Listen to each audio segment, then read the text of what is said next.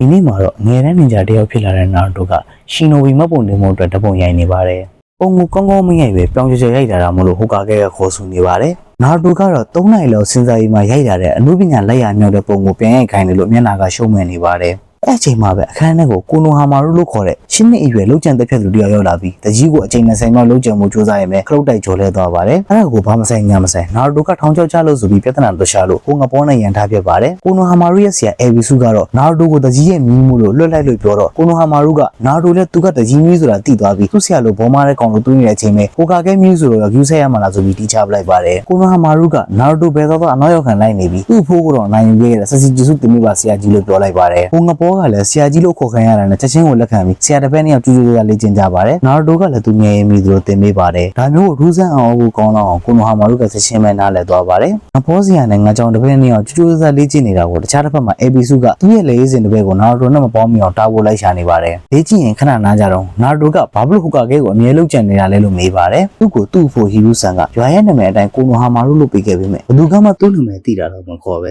ဟိုကာကဲမြည်လို့ပဲခေါ်နေကြတာမို့လို့လူရန်အသိမဲ့ပြုလောင်ဟိုကာကဲဖြစ်ချင်တာလို့ဖြေပါတယ်နာရူတိုကတော့မင်းတို့စိုးတန်းတဲ့ကလေးကိုဘသူကအတိမပြုချင်ပါလဲဟိုကာကဲဖြစ်ချင်လားအဲ့ဒါဆိုသူ့ကိုအနိုင်ယူရမယ်လို့ပြောပါတယ်အီရူကာကဟိုကာကဲရုံးငန်းကိုပတိတွေနဲ့ရောက်လာပြီးနာရူတိုကသူ့ကိုအရန်တော်တဲ့ရှင်နိုဘီဖြစ်လာပြီးလူတိုင်းအတိမပြုလောက်အောင်စူးစမ်းမယ်ဆုံးဖြတ်တာကြောင့်ပြောတော့ဟိုကာကဲကနာရူတိုရဲ့အိမ်မက်ကဖြစ်လာနိုင်တယ်ငွေတဲ့12နှစ်ကရွာကိုတိုက်ရိုက်ခဲ့တဲ့ကိုမီမိစာကိုနာရူတိုစီမှာခြေပိတာခဲ့တာကိုသိတဲ့ရှင်နိုဘီတွေကိုအဲအကြောင်းပြမပြောဖို့စီကံထုတ်ခဲ့တယ်ဒုက္ခမြောက်ကကဲကနာရူတိုကိုရွာကိုကယ်တင်ခဲ့တဲ့သူရဲကောင်တယောက်ဖြစ်မြင်စင်ကြခဲ့တာကသူ့ရဲ့နောက်ဆုံးဆန္ဒပဲဒါပေမဲ့ရွာကလူတွေကကယ်တင်ရှင်သူရဲကောင်လို့မမြင်ပဲမကောင်းစွာတစ်ကောင်လုံးမှတ်ယူပြီးကောင်းကောင်းမဆက်ဆက်ကြတော့ဘူးသူ့ရဲ့သားသမီးတွေကလည်းသူတို့မိဘတွေဆက်ဆံတဲ့အတိုင်းနာရူတိုကိုဆက်ဆံခဲ့ကြတယ်ဒီရောက်ကတခြားတစ်စုံတစ်ယောက်ကိုအတိမမပြုတော့ဘူးဆိုရင်သူတို့ရဲ့အကြည့်တွေကကြောက်ဖို့ကောင်းအောင်အေးဆက်လွန်တယ်တခြားတစ်ဖက်မှာတော့အေဗီစုကနာရူတိုတို့ကိုရှာတွေ့သွားပြီးအေးဆက်တဲ့အကြည့်တွေနဲ့ထပ်အကြည့်ခံနေရပြန်တဲ့နာရူတိုကစိတ်ထဲဒေါသတွေဖြစ်နေပါတယ်အေဗီစုကတော့ကိုနိုဟာမာရုကိုသူကဘလို့တော်ကြောင်ကိုဘသာကိုချီးမွမ်းပြီးဟိုကာကဲပြင်းအောင်လေ့ကျင့်ပေးမှမလို့ပြန်လိုက်ဖို့ခေါ်ပါတယ်ကိုနိုဟာမာရုကလည်းပူပူနင်းနေပဲတက်တာတဲ့ဆက်စီဂျီစုနဲ့ဖျဲပေမဲ့အစအဟောင်းသားတဲ့လူကြီးလူကောင်းကြီးကတော့အစတော်မပိတ်နိုင်ပဲအဲဂျီစုကသူ့ဘောအလုံးမဖြစ်ဘူးလို့ပြောပြီးကိုနိုဟာမာရုကိုအတင်းဆွဲခေါ်နေပါတယ်နာရူတိုလည်းမနေတာတော့ပဲမာရီရှယ်ရိုကလုံးဂျီစုနဲ့ဆက်စီဂျီစုကိုတွဲပြီးအေဗီစုကိုအမောင်းသိပ်လိုက်ပါတယ်အကြီးကတော့ဖန်လုံးကနေကြည့်ရင်ပြောစရာစကားတွေမှဲ့ပေါ်ပါတယ်နာရူတိုကသူ့တစ်ဖက်ကိုဟိုကာကဲဆိုတာရွာရဲ့အကြီးမဲ့ဆုံးရှင်နိုဘီလို့ခေါ်တဲ့ဂုံပုတ်တစ်ခုအမားတွေနဲ့ပဲသူ့ကိုယ်သူဆုံးရှုံးတော့မဲ့အချိန်တစုံတစ်ယောက်ကသူ့ကိုအတိမတ်ပြုခဲ့တယ်အခက်အခဲတွေကြုံလာရမယ်အဲ့ဒါကိုကြော်ဖြတ်နိုင်မှုကိုယ့်ဘာသာစူးစမ်းပြီးတိုးတက်အောင်လုပ်ရမယ်ဒုံတစ်ယောက်ကအတိမတ်ပြုလာမှပဲဟိုကာကဲဖြစ်လာလိမ့်မယ်ကာကဲဖြစ်ဖို့ဖြက်လန်းနေမရှိဘူးဟိုကာကဲဖြစ်ချင်သူ့ကိုအနိုင်ယူရမယ်ဆိုပြီးတရားဟောပါတယ်ကိုနိုဟာမာရုကလည်းနာရူတိုကိုသူ့ဆရာမလို့ခိုင်းတော့ပဲအခုက